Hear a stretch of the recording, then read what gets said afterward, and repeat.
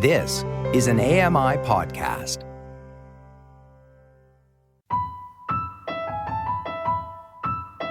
It is better to love wisely, no doubt, but to love foolishly is better than not to be able to love at all.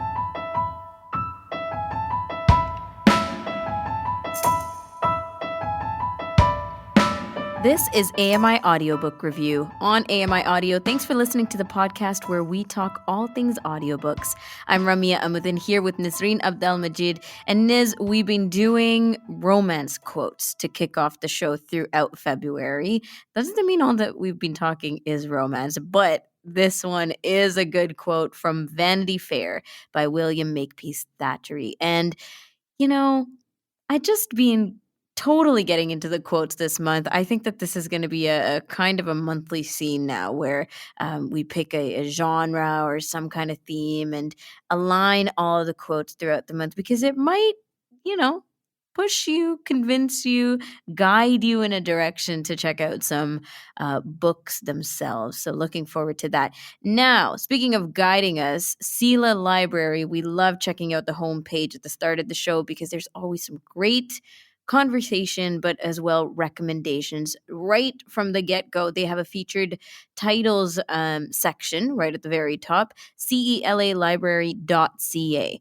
And the three fresh titles on this list are The Red Palace by June Her. This is a historical mystery. We also have Unprotected by Billy Porter, and this is an actor's biography if you're looking to get to know Billy Porter. And the final one on this list is The Midnight Hour by Ellie Griffiths. And this one's suspense and thrillers. So a little bit of something for everybody, Niz. And I'll give you a hint because I never give hints. So this is quite generous of me. You don't. We're going to be discussing one of these books and pressing pause or play later on in the show. So there you go. You have a little bit of a heads up. That was barely a hint. Come on. It's not that predictable, is it? Yeah, okay, yeah. Fresh titles means we usually press pause or play. So it's a self-contained hint and self-fulfilling prophecy. But Niz, you have what's trending for us. So what's going on in the world of audiobooks? Considering on social media, this week we focused on romance because of Valentine's Day. I can tell you what's trending now in romance audiobooks. Starting off with Under One Roof by Ali Hazelwood, The Seven Husbands of Evelyn Hugo by Taylor Jenkins Reid. Next, we have Get a Life, Chloe Brown by Talia Hibbert. Whoa. It Ends With Us. Yes. It Ends With Us by Colleen Hoover. I love Colleen Hoover. My sister's obsessed with this book. Totally. And she was telling me that this is a very popular book, sold over 1 million copies worldwide, and now they announced there is a sequel titled It Starts With Us, scheduled to be published in October 2022, according to Kobo. Oh my gosh. Yeah. Wait, do they give that much of a heads up for books these days? Like, heads up, it's getting released maybe. I don't maybe know. Because of how big the book is. That's probably why. But I was expecting maybe in the next couple months. No, but this is still in October. But it's exciting. I mean, my sister's obsessed with it and she's super excited about it. If you will allow me, just to say, Colleen Hoover takes us on very, very wild rides. I mean, there's a lot of outside-the-box thinking, even when it comes to romance or relationships. There is a lot of heavy-hitting content, people facing just really tough situations to disclose, like harassment and assault and things like that. But honestly, the writing is very, very, very engaging, very intriguing. I've read several Colleen Hoover books, and yes, I'm part of the fan club. So shout out to your sister for tapping into that one. You and her can have a full-on conversation about this when she comes on AMI Audiobook Review. She was telling me about it, and she kept going and going. I'm like, listen, I didn't read it. Just like, calm down. I did not read this book. Just give me some space. But you will soon. Okay. Yeah. So next, I recently came across a hashtag on Instagram and TikTok, specifically on TikTok. It's called Book Talk. and talk as in TOK. So it's Nice. BOOKTOK. Hashtag book talk is the go-to hashtag for all content pertaining to books, reading, writing, and everything in between, including audiobooks, obviously, with book reviews, writing tips, plot reenactments of popular novels, recommendations, and much more. This corner of TikTok encourages and inspires others to enjoy literature in all of its forms.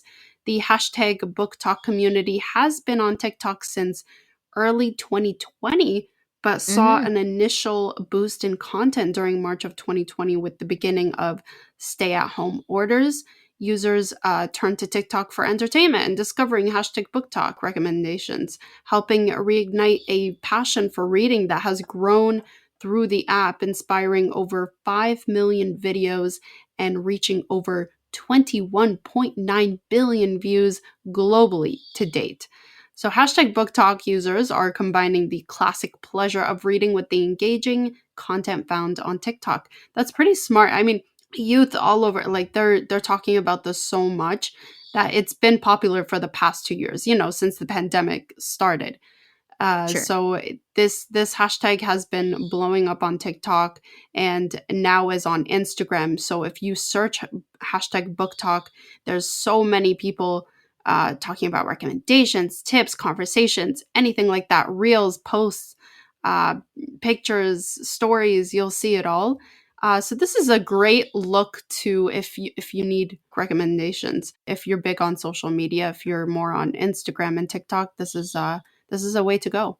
Yeah, cool. And it's more of a community conversation, right? Like somebody puts up a post and then there's reactions and shares and also Mhm. just digestible in the what do you call it? The timing of posts. Like you're not listening to an hour long TikTok post. You're listening to like a 2 minute max situation. So there's lots of ways to kind of just flick through and take in what you will.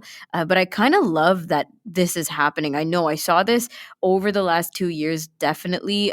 Didn't look too much into it because I wasn't sure how accessible it would be, but so much that people Mm. are putting up there, including recommendations. And did you say it's going into Instagram as well, the same hashtag? Yeah, so if you search Oh, up cool. hashtag book talk on Instagram, you'll see the same thing. It's big on Instagram as well. Nice. Yeah. Nice. That's I awesome. didn't look into how accessible it is, to be honest, but yeah, definitely look into it if you can. Well, I am curious because of everything that they're saying, everything under the sun, it seems, they're saying is going to be available on this stuff. So awesome. Check it out. That's the hashtag book talk, TOK, on both TikTok as well as Instagram. And let's get into our pause or play. And generously, as I said, this is one of the books from the featured titles list on CELA Library's website. That's CELA library.ca if you want to check out more than just this. But here we go. The Red Palace by June Her. And this is historical mystery. June Her, critically acclaimed author of The Silent Bones and The Forest of Stolen Girls, returns with The Red Palace. To enter the palace means to walk the path stained in blood. Joseon, Korea, 1758. There are few options available to illegitimate daughters in the capital city, but through hard work and study, 18-year-old Dion has earned a position as a palace nurse. All she wants is to keep her head down, do a good job, and perhaps win her estranged father's approval. But Hyeon is suddenly thrust into the dark and dangerous world of court politics when someone murders 4 women in one night, and the prime suspect is Hyeon's closest friend and mentor. Determined to prove her beloved teacher's innocence, Hyeon launches her own secret investigation. In her hunt for the truth, she encounters Eodin, a young police investigator also searching for the killer. When evidence begins to point to the crowned prince himself as the murderer, Hyeon and Eodin must work together to search the darkest corners of the palace to uncover the deadly secrets behind the bloodshed. Here we go, pressing pause or play on this historical mystery. Going to you, Nizreen. Pause or play. I like a good mystery book, so I'm I'm going to take a shot and say play. Okay. And Aamer, over to you. Pause or play? That would be definite play from my end. Oh, okay. Just everything mystery. Put it on the table. Everything mystery, and there's a bit of history behind it too. So Okay. a lot of And things did to you capture the imagination. were you aware of this author before this one? No, actually, I just caught the author with the Sila homepage as well, and I also took a look at some of the other books which were mentioned in the synopsis, and they also look very interesting and murder mystery, romance type. So, yeah. Okay. All right, here we go. So this is by June Hur, Hur, and it's called The Red Palace. So that's going to be good. And I couldn't have planned this out better, but you're talking a little bit of mystery today as well. But let's start with what you're reading right now or lately. I just actually took a look at Interview with a Vampire and ended up reading the entire thing by Anne Rice. So that's something I just wrapped up. It's something something you would typically associate with Valentine's Day or romance, but it was an interesting read just because of how high the quality was of the writing. There are concepts of abstract love in the book in terms of, he has a daughter and there's other people around him, and the book is mainly about struggling with the morality of sort of being a vampire, and sort of good and evil and these types of things going on. But Anne Rice also does a fantastic job of setting the scene and describing things. So it's a very intellectual and cerebral sort of read. Okay, I kind of like the general perspectives of love. That sounds very intriguing. And what else do you want to talk about today? That's one for people to check out if you're feeling like a little bit of vampire talk. Vampire talk, I'm going to move on from the vampire talk a bit, but go into more romance since we're still in February and people are still talking about Valentine's Day, which I think is great. I wanted to feature two authors in terms of multicultural fiction. I've been on the show talking about Helen Hong, which has a perspective from a Vietnamese American point of view. There's two authors I came across recently, Sajani Patel as well as Alicia Rai. Both are South Asian descent, but are both American authors. Their books tend to be a bit more brash, a little bit more edgy, especially Alicia Rai's first book in the Forbidden Heart series is definitely more shock and awe, and then the other two books sort of mellow out. So it's definitely not for everyone, but if you're looking for a good romance and something a little bit more edgier, both of these authors have some great reads. Sajani Patel's book, which I just finished, is called The Trouble with Hating You, and goes into the arena of second generation arranged marriages versus love marriages versus cultural identity. So there's a lot to unpack with those books if you want to go down that road. And Alicia Rai has some interesting titles as well if you want to check them out on Sila. One book of interest to me at least was something called The Right Swipe.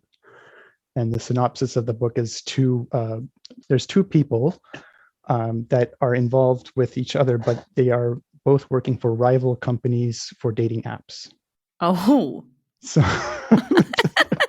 so you can imagine what kind of writing she does and what kind of sort of crisis she puts her characters through. The Forbidden Heart series, which I mentioned earlier, has to do with sort of a family dynasty sort of outlay, where you have one family which is very rich and powerful, and you have one other family which used to be, and how those sort of intersect throughout time. Jeez. Both books have tons of multicultural references and multicultural type of characters. So it's a bit different than your average rom-com.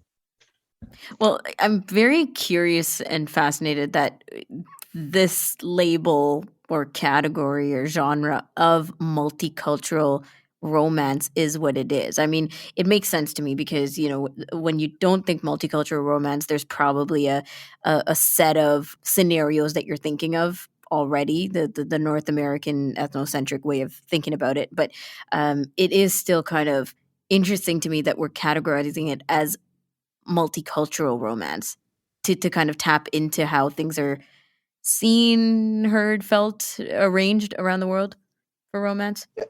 Yeah, I mean, it's interesting to put these labels on it too, because I mean, truly they're just rom-com books. But in terms of if you want to take a look at like what separates them out from other books, that's basically what the item is. Alicia Yeah. Rai in particular has been very vocal about writing for multicultural romance and erotica. She's actually written publicly against some of the writing guilds who basically insisted that nobody would buy or purchase multicultural romance books. Yeah. Okay. Well, I mean, it's definitely fascinating, and to me, I guess it's just kind of like a heads up that this is not going to potentially be your typical romance rom-com. Okay, how about mysteries, Amer? So mysteries, I know everybody was really looking forward to for me talking about murder mysteries and murder mystery books. The first one I usually bring up, which I have brought up before, is an author named Amanda Quick. She has an entire series that's set in sort of Victorian England, and there's usually a murder involved. There's usually a mystery involved. Her characters are usually very strong female characters, which is sort of going against the times of that time. But her books are usually a lot of fun and a lot of mystery and a lot of leading the reader along the journey. So those are some really great books. She has some contemporary books as well, which I have not read, which are more modern. They are on my list to take a look at and read, but I haven't given them a try yet. Okay. Now, let's say with Amanda Quick, is there something particularly that draws you in? Because I find that, for people who haven't lived in that time but are trying to pull off like an older, time frame, I do this all the time where I'm trying to catch the discrepancies or think like, do I really feel like they've done a good job? I think she does a great job of making you feel like you're there, but without going overboard. And trying to make things believable and framing things so that you're not just scoffing at it. So like I said, you remember talking Victorian England, in terms of female rights and things, they're not anywhere near where they were today, but Right. her characters are always described as being sort of strong, and she qualifies those with all sorts of, background and backstory as to why they are the way they are. So I really appreciate authors who do that. They don't just drop, somebody not period piece in and without explanation. Amanda Quick does a good job of saying, okay, well, this is a strong, confident woman because X, Y, and Z, and she's in Victorian England, but that's not going to change because it's Victorian England. Okay. Well, that's interesting because I also think with the genres of choice, you could go like one of two ways. You can go where, as an author, you're trying to research the heck out of a particular era, make sure that you're getting every little bit diligent and correct, to portray that this is what's happening, because the reader, of course, is trying to nitpick. Some readers are trying to nitpick to find out if everything is as it seems. But then there's the other part of it where you're just kind of placing people in this time frame, but it's more about the storyline, more about, like you're saying, the justification of what's going on, and not like this real hard sell on the background of what's going on. Yeah, ultimately, what you're looking for is a backdrop for the storyline, right? I mean, it's about the story, it's about the characters, and everything else is sort of window dressing in a good way. But you're not looking to see, okay, well, what was that word that they used in Victorian England? Because then you'll be sitting there with a dictionary trying to read everything, right? But I mean, it's nice to romance about some of the words too. I mean, in Anne Rice's book, it was written in, I believe, 1976, but the storyline takes you back to, I think, before electricity. So there's words like cabriolet, and you're like, oh, so that's where that word comes from. It's not just a convertible car. It's, a horse-drawn carriage with no roof. And, there's little touches like that, which make you smile and you get a lot of enjoyment out of. Okay. So what else do you have? So going from the past, we're going to jump into the future. I said I would be talking about the Eve Dallas novels by J.D. Robb. J.D. Robb is actually a pen name, or one of the pen names, for Nora Roberts. She writes under several. Oh my gosh, pen how many names, does she have? Lots.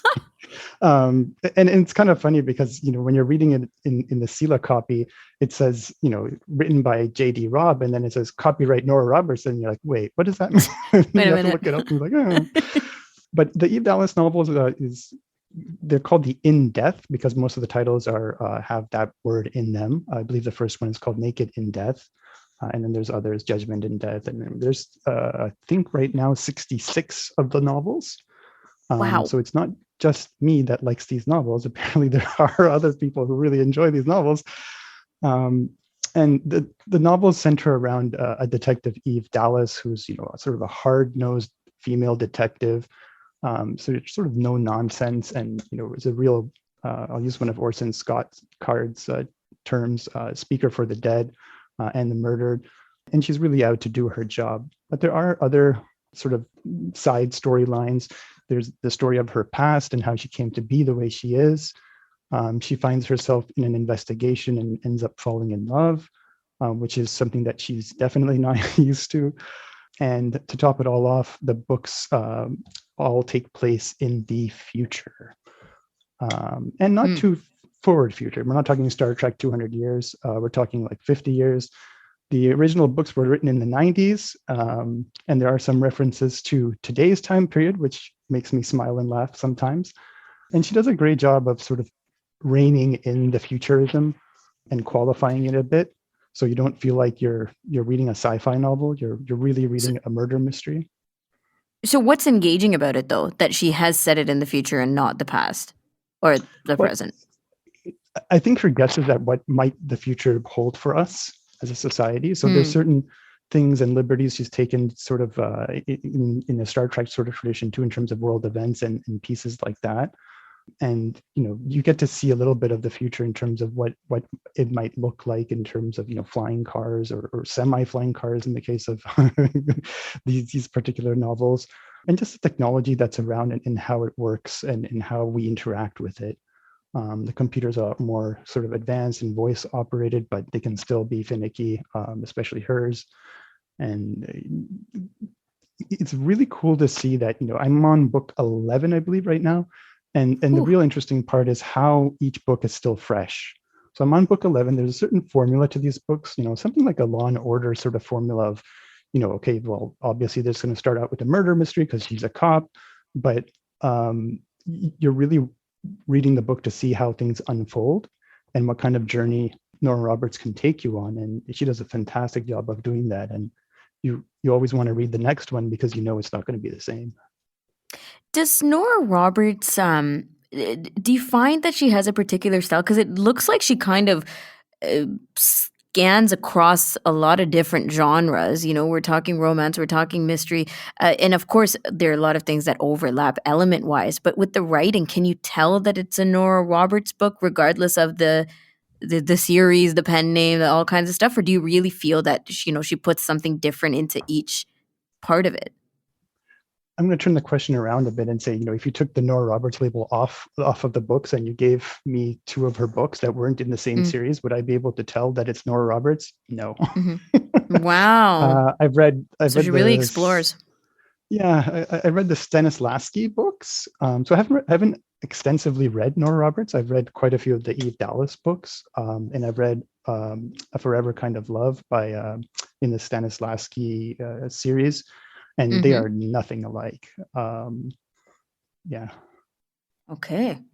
I mean, yeah, no, it's great, and it really, digs deep into the process that the author takes in order to, get these books out, right? But that's fascinating to me. Okay, we don't have too much time, but do you want to talk about some other mystery writers and series, some other famous ones? Sure. I mean, you have Agatha Christie, who was a very famous murder mystery writer. I tried out Murder on the Orient Express myself. He said tried out. Yeah, I could not finish it. The pace is very, very slow, similar to a Nicholas Sparks novel. It's well written, but not so well written that I wanted to finish it. There are some great historical touches, but no, it was just too slow for me. So I ended up giving up. A lot of people like the Murdoch mysteries. I have not given those a try yet, but they are extremely popular. And there are also some very famous other authors. Mary Higgins Clark comes to mind. She has 51 novels to her name, and all 51 were bestsellers. That's a high accomplishment for any author, but I thought that was particular of note. Awesome. Well, we'll wrap it there, Aamer. Lots of different recommendations and non-recommendations, I guess, to think about. But, we always appreciate your take on these books and authors. And I'm very curious about Nora Roberts now. So that's going to be stuck. Thank you so much for joining us. And until next month. Always a pleasure. Till next time. Aamer Khan joining us for AMI Audiobook Review. And that's a wrap on this week's episode also. So you enjoy your audiobook listening, and we will catch you back next week.